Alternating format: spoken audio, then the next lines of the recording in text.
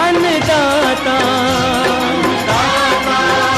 अन्नदाता, नीत तुम्हारा अन्नदाता, पग पग पर है संग तुम्हारे अन्नदाता। लहू किसानों का बन के पसीना सींचता है धरती का सीना, मेहनत का तेरी हक दिलवाने, नई तकनीक नई खोज बताने। पशुधन को गुणवान बनाना, पौध सुरक्षा को सिखलाना, खेती के सब गुर समझाने, भारत का सरताज बनाने, आठों पहर है संग तुम्हारे अन्नदाता अन्नदाता। नमस्कार, मैं हूं रीनू। आप सभी दर्शकों का अन्नदाता कार्यक्रम में स्वागत करती हूं। हमारे देश का किसान जन का पोषक है, वह श्रम का देवता है, अन्नदाता है, उसमें ही भारत की आत्मा निवास करती है। ऐसे ही किसानों की प्रगति के लिए हम खेती बाड़ी से जुड़ी हुई बहुत सी नई लाभकारी जानकारियां हर रोज सुबह लेकर आते हैं। तो चलिए कार्यक्रम शुरू करने से पहले देखते हैं आज क्या है अन्नदाता में। मक्के की फसल में लगने वाले प्रमुख कीट और नियंत्रण।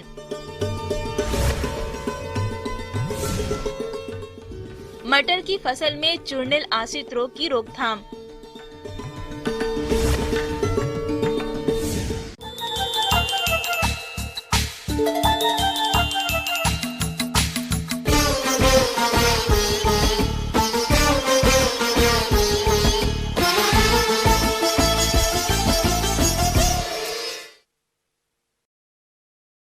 मक्के की खेती हमारे प्रदेश में बड़े पैमाने पर की जाती है और प्रदेश के जिन किसान भाइयों ने इसकी बुआई समय से की थी, उनकी फसल अभी बढ़वार की अवस्था पर है और इस फसल में अंकुरन के बाद से ही कई हानिकारक कीटों का प्रकोप होने लगता है, जिनका नियंत्रण सही समय पर नहीं किया गया तो ये कीट फसल को काफी नुकसान पहुंचा सकते हैं। तो किसान भाई किस प्रकार से करें इन कीटों की रोकथाम, इसके बारे में जानकारी दे रही हैं बिहार कृषि विश्वविद्यालय सबौर जिला भागलपुर की कीट वैज्ञानिक डॉक्टर किरण कुमारी।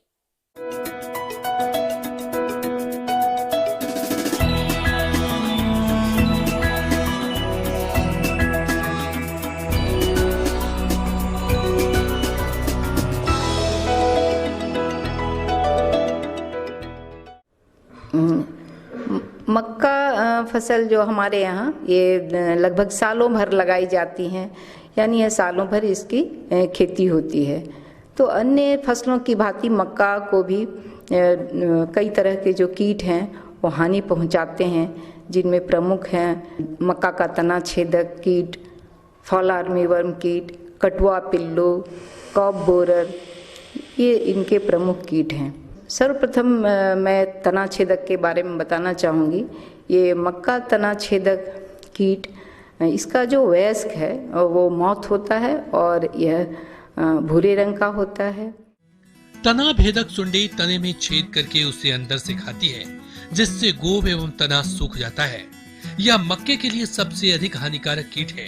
ध्यान देने वाली बात यह है कि इसकी सुंडियां 20-25 मिलीमीटर लंबी और स्लेटी सफेद रंग की होती है, जिसका सिर काला होता है और 4 लंबी भूरे रंग की लाइन होती है। इसकी सुंडियां तनों में सुराख करके पौधों को खा जाती है, जिससे छोटी फसल में पौधों की गोब सूख जाती है। बड़े पौधों में ये बीज के पत्तों पर सुराख बना देती है। इस कीट के आक्रमण से पौधे कमजोर हो जाते हैं और पैदावार बहुत कम हो जाती है। कटुआ पिल्लू जो जमीन की सतह से ही फसल को, पौधों को काटकर गिरा देता है। ये ज़्यादातर छोटे जो पौधे होते हैं इनके जड़ों को भी काट देता है और जमीन की सतह से तने को भी काट देता है, जिससे पौधे गिर जाते हैं। और ये रात में इनके जो शिशु होते हैं वो ज़मीन से बाहर निकलकर पौधों को काटते हैं और दिन में ये मिट्टी के दरारों में या ढेलों में छिपे रहते हैं और ये खाते कम हैं, बर्बाद ज़्यादा करते हैं। और इसके जो वयस्क हैं वो मौत होते हैं, ये भी भूरे रंग के होते हैं। इसके अलावे मक्का में जो लगने वाले कीट हैं वो फॉल आर्मी वर्म कीट है। फॉल आर्मी वर्म कीट ये नए कीट के रूप में उभर कर आया है। ये 2018 से देखा गया है कि मक्का पर इसका प्रकोप होता है।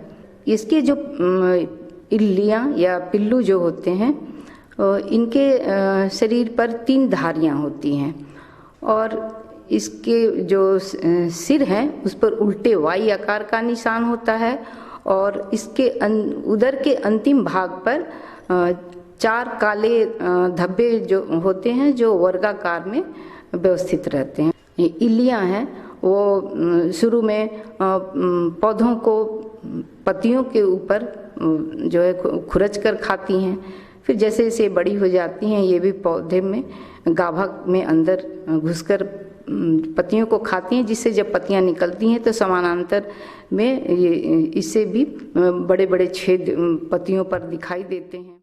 मक्के की फसल में एकीकृत कीट नियंत्रण के लिए सबसे पहले साफ, उपयुक्त एवं प्रतिरोधी किस्मों का चयन करना चाहिए और बोने से पहले बीजों को कीटनाशक दवा से उपचारित करना चाहिए। गर्मियों में खेत की गहराई जुताई करके मिट्टी में मौजूद कीड़ों, बीमारियों और खरपतवारों को नष्ट कर सकते हैं। खाद तथा अन्य तत्वों की मात्रा का प्रयोग मिट्टी परीक्षण के आधार पर करें। खेतों से फसल अवशेषों का हटना तथा मेढ़ों को साफ रखना चाहिए। सही फसल चक्र अपनाना अर्थात एक ही फसल को उसी खेत में बार बार नहीं ले, इससे कई कीड़ों और बीमारियों का प्रकोप कम हो जाता है।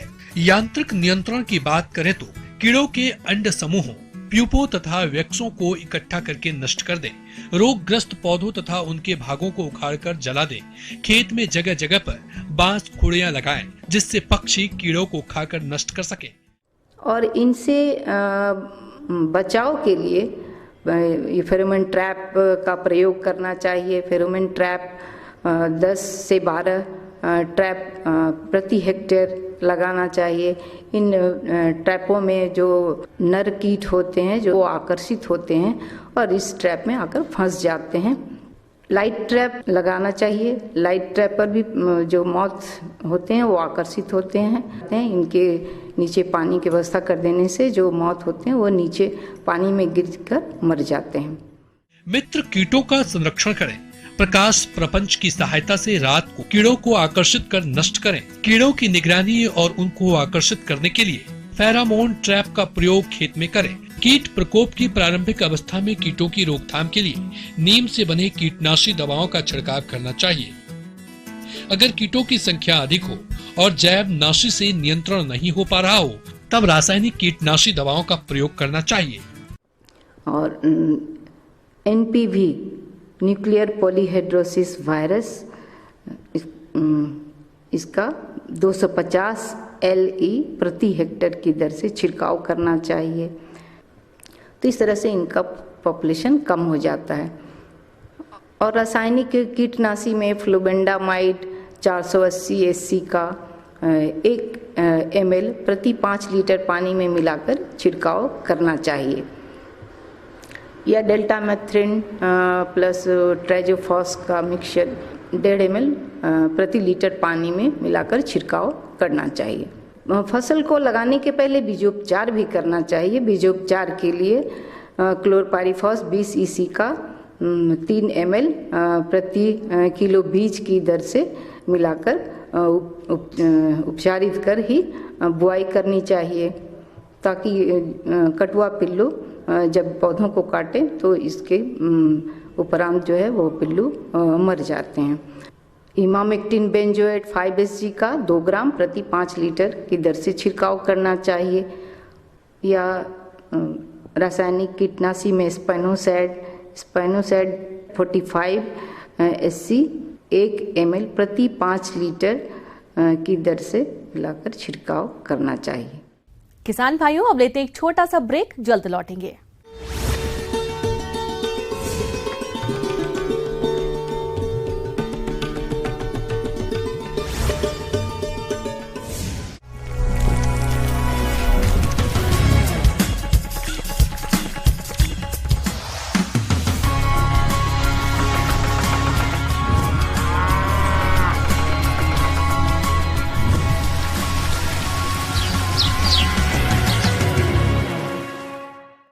ब्रेक के बाद एक बार फिर से आप सभी दर्शकों का अन्नदाता में स्वागत है।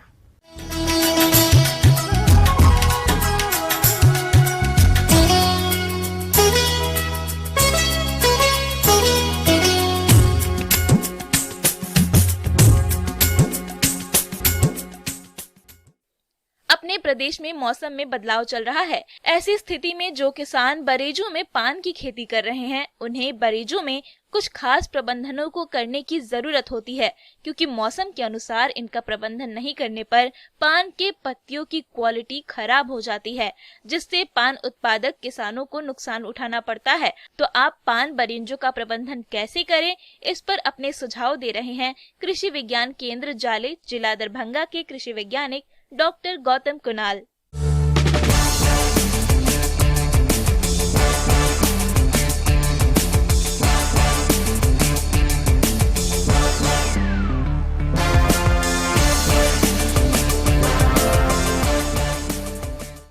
नमस्कार किसान भाइयों, जैसा कि अभी हम लोग जान रहे हैं कि शरद ऋतु का मौसम का शुरुआत हो चुका है और यह मौसम में जैसे जैसे तापमान नीचे चलता जाएगा, पान की खेती के लिए वो प्रतिकूल माना जाता है। तो हमारे यहाँ ज़्यादातर जो किसान अपनाते हैं वो बोरेज मेथड को अपनाते हैं। इसमें हमें इस मौसम में क्या करना है कि अपने घर को ऐसे इस तरह से उसका बनावट करें ताकि घर का तापमान वो 10 से 30 डिग्री तक के टेम्परेचर बना रहे, क्योंकि जैसे जैसे टेम्परेचर नीचे चलता जाएगा, कोशिकाओं के अंदर में जो द्रव है उसका सिकुड़न होगा और पत्तियों के जो उत्तक हैं उसमें फटने लगेंगे, जिसकी वजह से क्या होगा, पत्तियां पीली पड़ने लगती है और पीली पड़ने के साथ साथ वो गिरने लगती है।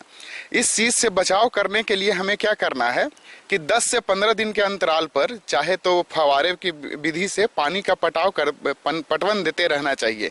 साथ ही साथ इसके घर के जो हमारा कहीं कहीं पे से अगर खुला हुआ है उस जगह पर किसी भी टुकड़े को बांस का या फिर पुआल का ढेर को लगा करके उसको अच्छे से बंद कर दे ताकि तापमान नियंत्रित रहे। जाड़े के मौसम में पान के बरेजों में प्रतिदिन 2 से 3 बार सिंचाई करने की जरूरत होती है। इसके साथ ये भी ध्यान रखें कि बरेजों में जल का भराव ना होने पाए, क्योंकि जल भराव के कारण पान में रोग पनपने लगते हैं। इसलिए जल निकास की उत्तम व्यवस्था करें। पान बेल की जड़ें बहुत ही कोमल होती है, जो अधिक ताप और सर्दी को सहन नहीं कर पाती है। इसलिए पान की जड़ों को ढकने के लिए काली मिट्टी और लाल मिट्टी का प्रयोग करें और पौधों के पास मिट्टी चढ़ा दें। नवंबर और दिसंबर महीने को माना जाता है कि पान की खेती के लिए सबसे बेहतर है। इसके लिए जो हमारा इनिशियल फर्टिलाइजर, जो भी उर्वरक की आवश्यकता होती है, उर्वरक में हम लोग 150 केजी नाइट्रोजन का इस्तेमाल करते हैं 1 हेक्टेयर के लिए। उसमें 150 केजी में 75 केजी हम लोग को नीम केक से लेना है और 75 केजी हम लोग को यूरिया से लेना है। 100 केजी हम लोग इसमें सुपर फॉस्फेट का इस्तेमाल करते हैं और 30 केजी म्यूरेट ऑफ पोटाश प्रति हेक्टेयर में, जो कि 3 स्प्लिट डोज में जाता है। पहला स्प्लिट डोज होता है जब हम लोग लता को ऊपर चढ़ाते हैं 15 दिन के अंतराल पर, उस समय देना चाहिए। उसके बाद दूसरा और तीसरा जो हमारा स्प्लिट डोज जाएगा वो 40 से 45 दिन के अंतराल के बाद में उसको देना चाहिए। पान के बेलों को अच्छा पोषक तत्व प्राप्त हो, इसके लिए आमतौर पर कार्बनिक तत्वों का प्रयोग करते हैं, जिसमें सरसों, तिल, नीम या अंडे की खली का प्रयोग किया जाता है, जिससे पौधे की बढ़वार और पान की पत्ती की क्वालिटी अच्छी रहती है। इसलिए समय समय पर खादों का प्रयोग करें। साथ ही बरेजों में उग रहे खरपतवारों को समय समय पर निकालते रहें, ताकि पौधों की बढ़वार अच्छी हो। चूँकि पान एक बेल वाली फसल है, ऐसे में अच्छी बढ़वार के लिए पौधों को बांस या सूतली की सहायता से सहारा अवश्य दें और पुरानी तथा रोग ग्रसित पत्तियों को तोड़कर हटा दें। अब पान की खेती करने के बाद जैसे ही हमारा फसल तैयार हो जाएगा, उसमें बहुत सारे बीमारी और कीटों का आक्रमण होगा। इसमें क्या होता है कि पत्ती के ऊपर में एक काला धब्बा जैसा बनता है, जो कि बाहर से उसमें पीले कलर का पूरा घेराव रहता है। जैसे जैसे वो बढ़ता जाएगा, पत्तियां पूरी तरह से पीली हो जाएगी। इस चीज से बचाव करने के लिए हमें क्या करना है, सीडोमोनास फ्लोरेसेंस हो गया या फिर ट्राइकोडर्मा हो गया, हर्जिएनम विरिडी, उसका हम लोग 2 ग्राम 1 लीटर पानी में मिला करके छिड़काव करते हैं। तना गलन रोग ये भी फफूंद जनित रोग है। इससे पौधों की जड़ों के ऊपर तने वाले भाग पर सड़न शुरू हो जाती है। इसके प्रकोप से पौधे बहुत ही कम समय में मुरझाकर नष्ट हो जाते हैं। इन रोगों की रोकथाम के लिए बरीजों में जल निकासी की उचित व्यवस्था करें। बरीजों में से रोगी पौधों को जड़ सहित उखाड़ कर नष्ट कर दे। साथ ही बोड्रो मिश्रण में भूमि संशोधन करें। फसल पर रोग लक्षण दिखने पर 0.5% बोड्रो मिश्रण का घोल बनाकर छिड़काव करें। रोग की उग्रता अधिक होने पर फसल पर डाइथेन M45 का 2 ग्राम प्रति लीटर पानी की दर से घोल बनाकर छिड़काव करें।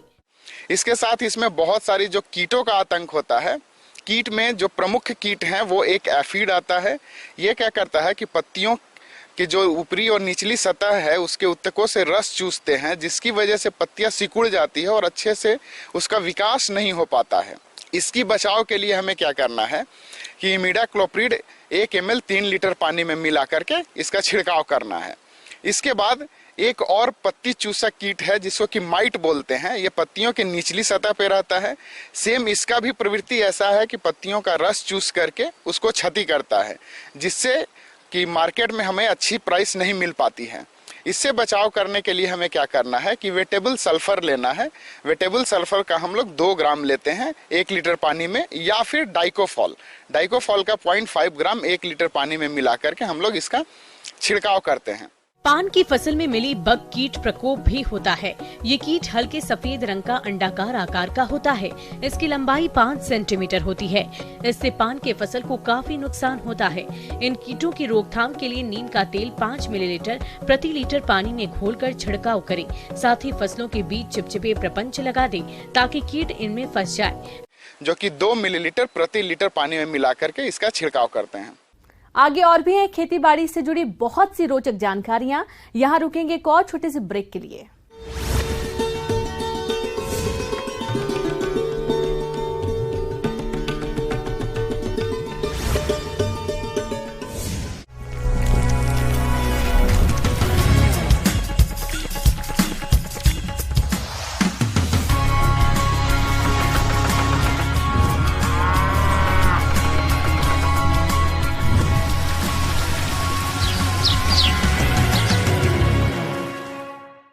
ब्रेक के बाद एक बार फिर से आप सभी दर्शकों का अन्नदाता कार्यक्रम में स्वागत है।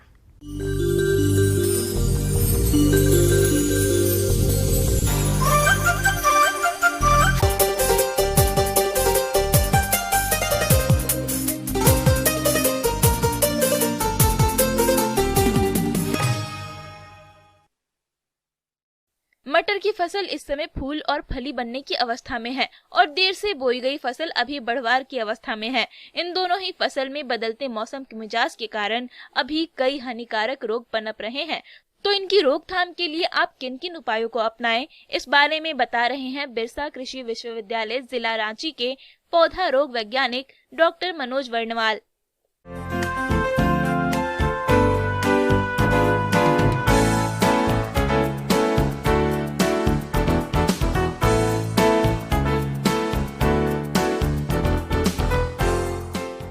किसान बंधु, आज खास करके मटर में लगने वाले चूर्णील आस्था रोग, जिसको हम लोग पाउडरी मिल्ड्यू बोलते हैं, उस रोग को कैसे पहचानेंगे, कैसे उसकी रोकथाम करेंगे, या कह सकते हैं कि बीमारी या कीड़ा का प्रकोप जो भी होगा उसको कैसे हम लोग पहचानेंगे और कैसे उसको रोकथाम करेंगे, इसके बारे में जानकारी दे रहा हूँ। सबसे पहले हम चर्चा करेंगे पाउडरी मिल्ड्यू। पाउडरी मिल्ड्यू जो खासकर देखा गया है, अभी जो मौसम चल रहा है, पाउडरी मिल्ड्यू आने का संभावना बहुत ही ज़्यादा है। और जैसा देखा जाता है कि रात का टेम्परेचर यदि 10 डिग्री से कम, दिन का टेम्परेचर यदि 20 डिग्री से ज़्यादा होगा, निश्चित रूप से पाउडरी मिल्ड्यू आने का संभावना ज़्यादा होता है। खास करके देखा गया है जनवरी महीने में या फरवरी महीने में पाउडरी मिल्ड्यू का प्रकोप बहुत ही ज़्यादा मात्रा में देखने को मिलता है।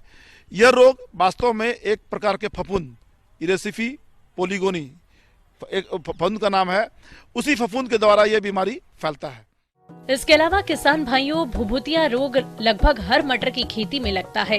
इस रोग से पत्तियां सबसे पहले प्रभावित होती हैं और बाद में तनों और फली पर भी इसका असर होता है। पत्तियों की दोनों सतह पर सफेद चूर्ण धब्बे बनते हैं। पहले धब्बे छोटी छोटी रंगहीन कलंक या चित्तियों के रूप में बनते हैं, लेकिन बाद में इनके चारों ओर चूर्ण फैल जाता है। रोगी पौधों में प्रकाश संश्लेषण की कमी हो जाती है, पौधे छोटे रह जाते हैं और उन पर फलियां भी कम और हल्की लगती है। ये बीमारी का लक्षण जनरली पत्ती पर, तने पर, उसके टेंड्रिल पर, या कह सकते हैं मटर पर जो छीमी बनता है उस पर भी इसके लक्षण दिखाई पड़ते हैं। जनरली देखा जाता है खास करके सबसे पहले पत्ती पे वो वाइट सफ़ेद, जैसा कि नाम इसका है पाउडरी मिल्ड्यू, सफ़ेद पाउडर के समान पत्ती पे इसके छोटे छोटे धब्बे बनते हैं। जो धीरे धीरे वो त्रिंड्रिल में या कसते धीरे धीरे उसके तना में वो धीरे धीरे फैलते हैं, और जब फूल या फल बनने की अवस्था आती है या छीमी बनने का अवस्था आता है, उस समय भी इस रोग का प्रकोप देखने को मिलता है। तो वो उसमें भी वो सफेद पाउडर नुमा होता है, जिसके कारण से उसमें प्रकाश संश्लेषण क्रिया ठीक से हो नहीं पाती है, परिणाम स्वरूप दाना ठीक से बन नहीं पाता है। अंत में कह सकते हैं कि किसान को भारी नुकसान का सामना करना पड़ता है।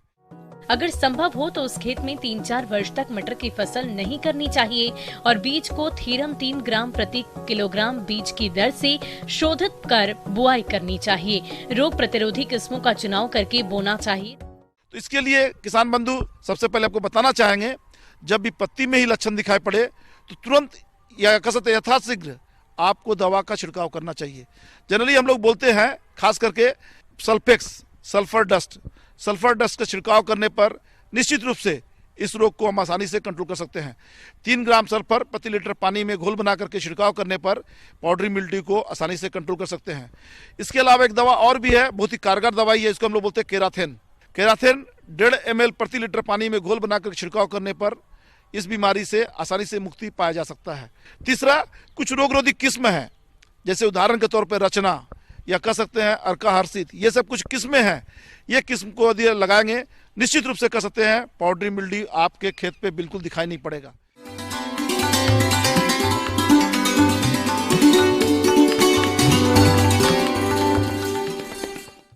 आइए जानते हैं अन्नदाता निःशुल्क फोन के माध्यम से पूछे गए समस्याओं का समाधान। आज की अन्नदाता हेल्पलाइन में हमने जिस प्रश्न को शामिल किया है उसे पूछा है गांव पंडरी, जिला रांची के सुदेश कुमार ने। आपने स्प्रेयर से दवाओं का छिड़काव करते समय ध्यान देने वाली बातों पर जानकारी चाहिए है, तो इसके लिए देखिए कार्यक्रम का यह अंश। जैसे कि आप लोग जानते हैं कि कीट प्रबंधन बहुत ज़रूरी है और उसके पोषक तत्व जो हमारे पौधा को और जो हमारे हॉर्टिकल्चर क्रॉप जो होते हैं उसको बहुत ज़रूरी होते हैं। तो उसके लिए कौन कौन सा मशीन है जैसे हम लोग यूज कर पा रहे हैं, जैसे स्प्रेयर और डस्टर मशीन। आज बाजार में तमाम स्प्रेयर मशीनें उपलब्ध है, लेकिन सबसे अधिक उपयोग छोटी फसलों पर इनका किया जाता है, जिनकी क्षमता 15 से 25 लीटर तक की होती है। अगर बहुत बड़े एरिया पर या बड़े फल वृक्षों पर दवाओं का छिड़काव करना है तो ट्रैक्टर से चलने वाले स्प्रेयर मशीनों का प्रयोग होता है। स्प्रेयर मशीन में भी हमारे बहुत तरह के टाइप्स होते हैं, जैसे कि knapsack hand sprayer, hand held sprayer और पैडल ऑपरेटेड स्प्रेयर, जिसको हम लोग रोकर स्प्रेयर भी बोलते हैं, और उसको लोकल भाषा में गटोर भी बोलते हैं, और एक पावर स्प्रेयर जो कि हमारे कीट प्रबंधन के लिए एक ऐसी मशीन है जो कि केमिकल को, हमारे लिक्विड को, हमारे मतलब एक फुहारे की तरह जो केमिकल होते हैं हम पौधों को छिड़काव करते हैं। स्प्रेयर मशीनों का चुनाव आपको अपनी फसल के हिसाब से करना है। अगर 1 हेक्टेयर से कम की खेती है तो आप नैपसेक स्प्रेयर ले सकते हैं। ये मैनुअली और बैटरी चलित होता है। इससे एक दिन में 1 हेक्टेयर की फसल पर छिड़काव किया जा सकता है और एक आदमी बड़ी आसानी से इसका प्रयोग कर सकता है। इसकी कीमत 2000 से लेकर 3000 रुपए तक है। कम एरिया वाले किसान राकर स्प्रेयर भी ले सकते हैं। इसे प्रयोग करने के लिए 2 लोगों की जरूरत पड़ती है। इससे एक दिन में 1.5 हेक्टेयर की फसल पर स्प्रे की जा सकती है। इसकी कीमत 4000 से लेकर 6000 रुपए तक होती है। अगला सबसे अधिक उपयोग होने वाला स्प्रेयर है पावर ऑपरेटेड नैपसेक स्प्रेयर। ये 2 से 4 स्ट्रोक के इंजन से संचालित होता है जो पेट्रोल से चलता है और एक दिन में 2 हेक्टेयर एरिया पर स्प्रे की जा सकती है। पावर स्प्रेयर कई तरह के आते हैं, आप इन्हें अपनी जरूरत के हिसाब से ले सकते हैं। इनकी कीमत 6000 रुपए से लेकर 12000 रुपए तक होती है। अगर बहुत बड़ा एरिया है या बड़े बड़े फल वृक्षों पर स्प्रे करनी है तो ट्रैक्टर माउंटेड बूम स्प्रेयर का प्रयोग कर सकते हैं। इसकी कीमत लाखों में होती है। तो इसके लिए हम लोग को ध्यान देना ज़रूरी है कि उसकी प्रेशर कितनी उसका स्टडी होनी चाहिए। कहने का मतलब यूनिफॉर्म होनी चाहिए। ऐसा नहीं कि स्प्रेयर की जो प्रेशर है कभी बहुत ज़्यादा हो रही है, कभी कम हो रही है, तो इसको ध्यान रखने वाली बात है।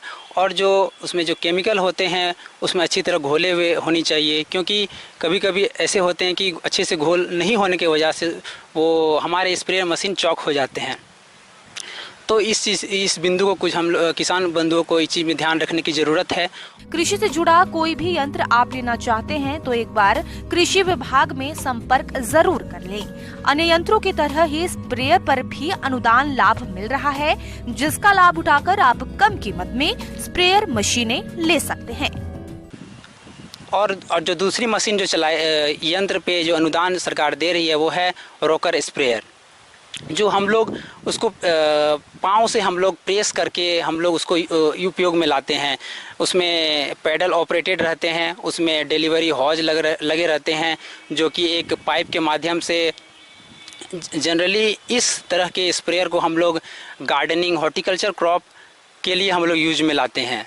जो ट्रैक्टर जो लोग किसान बंधु रखे हुए हैं वो भी इस पावर ऑपरेटेड जो स्प्रेयर हैं वो अपने पीटीओ के माध्यम से इसको ऑपरेट कर सकते हैं, ट्रैक्टर का जो है। अदरवाइज़ ये पावर टीलर से भी यूज कर सकते हैं। और ये बहुत ही इफ़ेक्टिव और आसान छिड़काव करने की ये एक मशीन है, जो कि किसान को आराम से वो कर सकते हैं।